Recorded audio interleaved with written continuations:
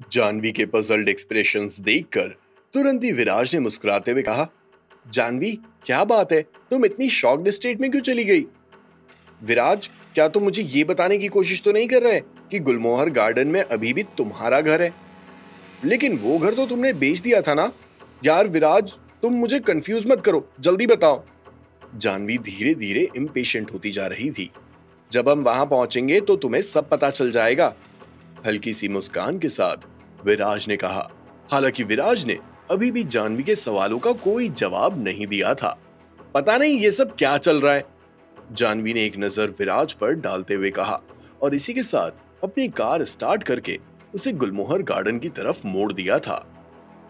करीब आधे घंटे बाद जानवी की कार गुलमोहर गार्डन के एंट्रेंस पर आकर रुक गई थी। जब सिक्योरिटी गार्ड ने देखा कि एक छोटी और सस्ती कार जिस पर गुलमोहर गार्डन का स्टैंप नहीं है और वो गुलमोहर गार्डन के अंदर जाने की कोशिश कर रही है, तो तुरंत ही जानवी की कार को रोक दिया गया था। रोकने का रीजन बहुत ही सिंपल था। गुलमोहर गार्डन में घर खरीदना बिल्कुल भी आसान नहीं था।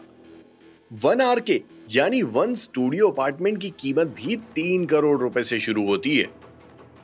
1 BHK आराम से 5 करोड़ रुपए तक जाता है और फिर धीरे धीरे विला तक बात जाती है। मतलब आप देखिए कि 3 करोड़ से लगाकर 12 से 15 करोड़ रुपए के घर हैं। और आप सोच सकते हैं कि इतने महंगे मकानों में और बंगलों में कौन रह सकता है। गुलमोहर गार्डन में जितनी भी फैमिलीज रह रही थी, सभी के पास करोड़ों रुपए की कार थी और सभी कारों पर गुलमोहर गार्डन का स्टैम्प भी लगा हुआ था। इसीलिए उनके अंदर और बाहर जाने पर कोई रोक नहीं थी। लेकिन जानवी की कार पर तो ना स्टैम्प था और ना ही वो गुलमोहर गार्डन के स्टेटस में फिट बैठ रही थी। इसीलिए उसे अंदर जाने नहीं दिया जा सकता था। इस बात की तो उन सिक्योरिटी गार्ड्स को भी ट्रेनिंग दी गई थी। रुकिए रुकिए, जैसे ही जानवी की कार गुलमोहर गार्डन के रेडार में आई, वैसे ही एक सिक्योरिटी गार्ड ने अपना हाथ हिलाते हुए कार को रोकने का संकेत दिया था। उसके बाद वो सिक्योरिटी गार्ड कार की तरफ बढ़ा और उसने जानवी को कार का शीशा नीचे करने का इशारा किया।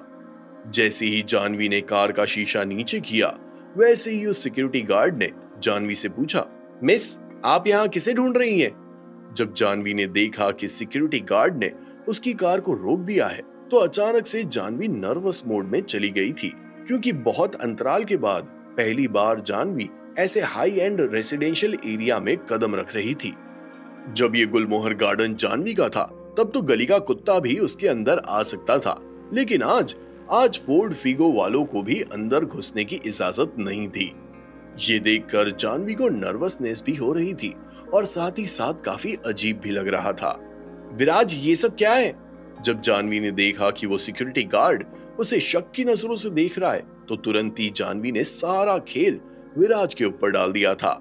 जानवी को एक बार फिर से पजल्ड लुक में देखते हुए विराज को बिल्कुल भी अच्छा नहीं लग रहा था।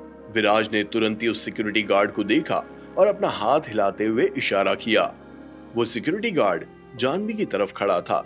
जैसे ही उसने विराज का इशारा नोटिस किया, वैसे ही वो चौंकते हुए विराज की तरफ बढ़ा और अपना मुंह खोलते हुए बोला, हाँ लड़के, तुम मुझे इशारा क्यों कर रहे हो? तुम्हें किससे मिलना है? जैसे ही विराज ने उस सिक्योरिटी गार्ड के मुंह से ये सुना, वैसे ही विराज शॉक्ड रह गया था।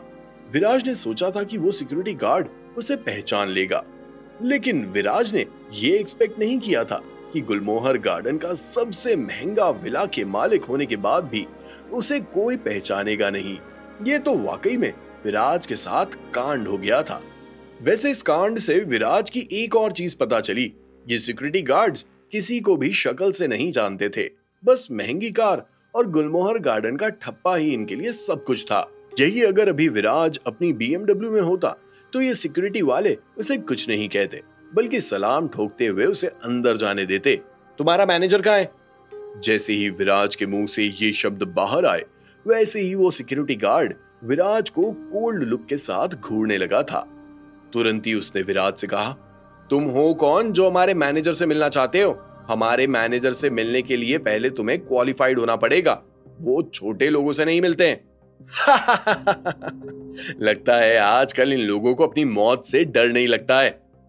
ये बोलते हुए विराज के चेहरे पर गहरी मुस्कान आ गई थी और तुरंत ही कार का दरवाजा खोलते हुए विराज बाहर निकल गया था।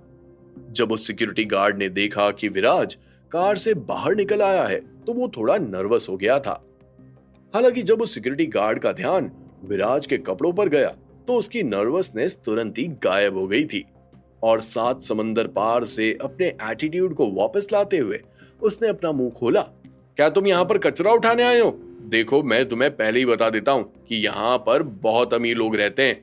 मैं तुम्हें अंदर तो जाने दूंगा, लेकिन बाहर आने के बाद पूरी तलाशी ली जाएगी। अगर अंदर का एक भी सामान तुम्हारे यहाँ से बरामद हुआ तो तुम अपने आप को भी बेच दोगे तो भी तुम उसका हर्जाना नहीं भर पाओगे। समझ रहे हो ना? क्या कहा तुमने?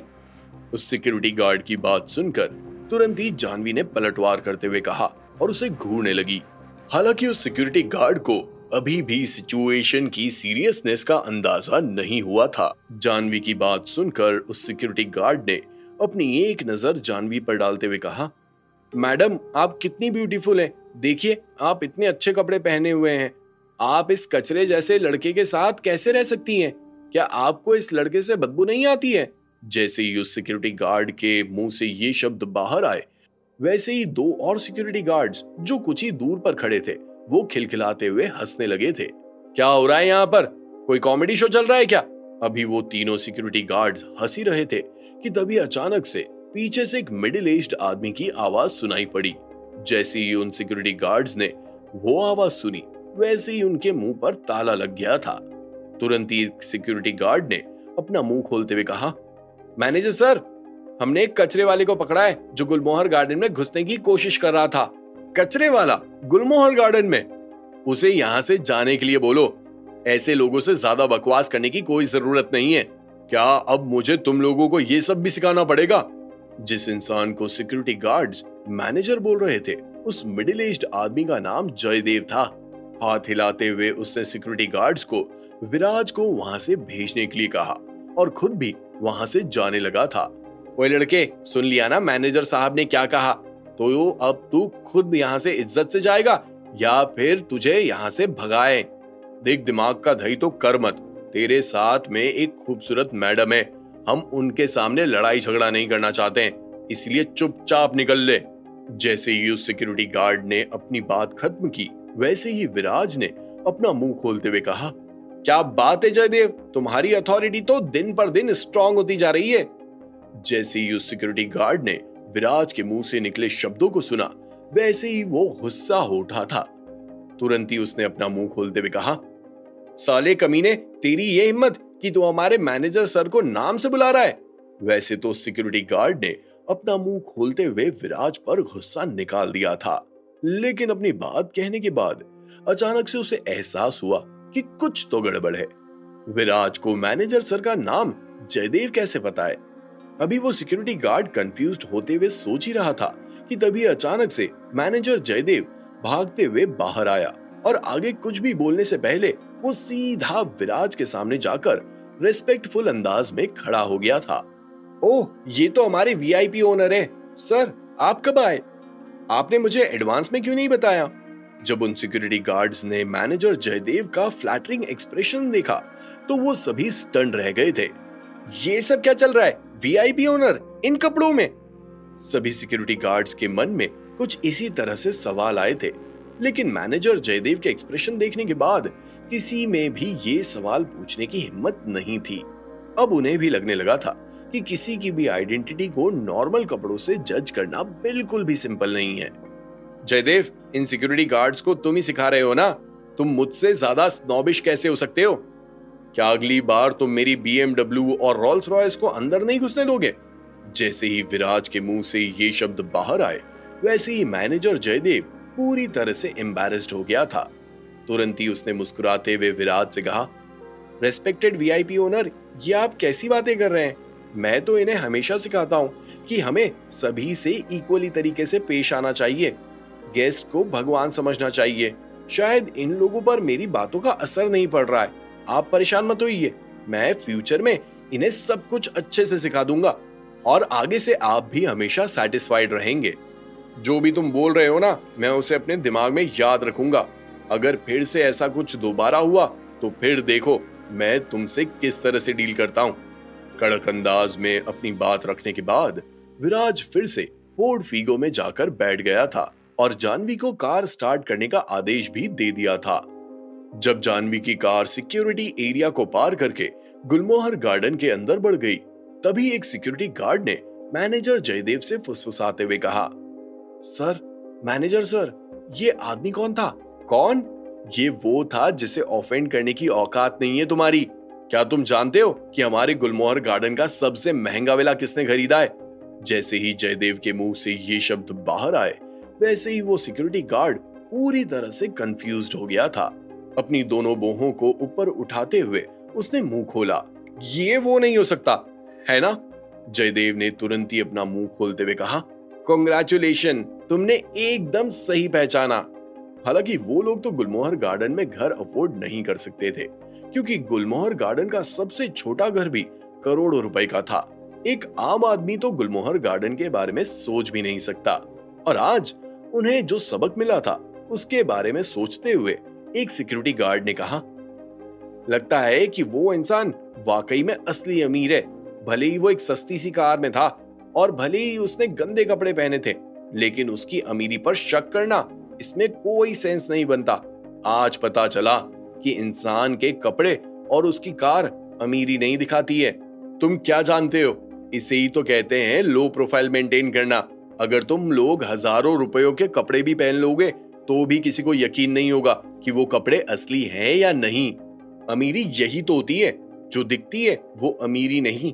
शक्ल से कोई भी अमीर नहीं होता। इसीलिए आगे से ध्यान रखना, अगली बार अगर तुम लोगों ने उस इंसान को ऑफेंड किया तो तुम्हारी नौकरी तो जाएगी सो जाएगी, तुम लोग मुझे भी ले डूबोगे। जैसे ही मैनेजर जयदेव के मुंह से ये शब्द बाहर आए, वैसे ही वहां मौजूद उन तीनों सिक्योरिटी गार्ड्स के चेहरे शर्म से नीचे झुक गए थे।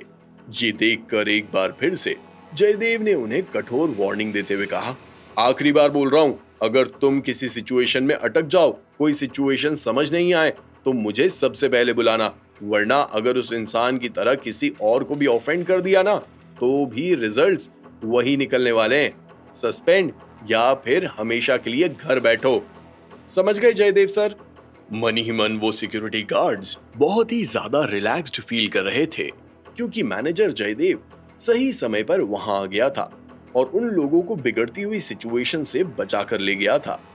अगर मैनेजर जयदेव सही समय पर वहां नहीं आता तो पता नहीं वो लोग विराज को कितना बुली करते और उसके बाद की सिचुएशन क्या होती। ये सब सोचकर ही उन तीनों सिक्योरिटी गार्ड्स की हालत टाइट हो गई थी।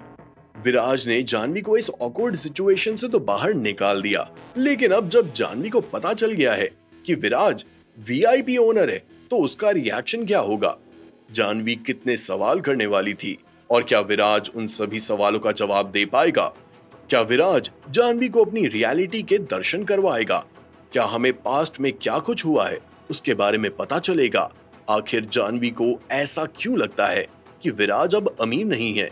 पहले के हालात कैसे थे? जानने के लिए सुनिए cash on my mind, only on pocket FM.